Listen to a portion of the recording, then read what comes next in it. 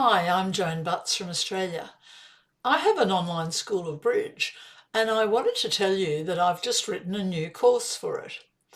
It's called Acol versus Standard and it's for people who are interested in bidding systems. We play in Australia and on my school Standard or Standard American. But in other parts of the world, England, New Zealand, parts of Europe, for example, they are often taught and play Acol.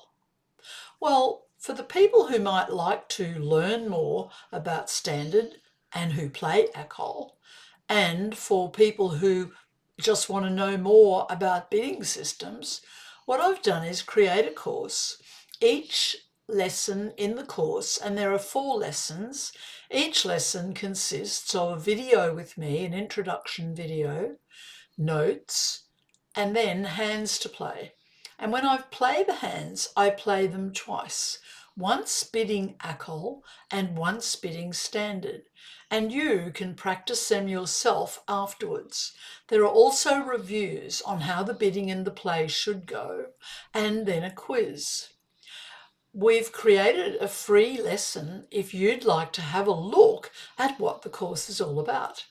So I hope you enjoy it, and I'll see you on my online School of Bridge.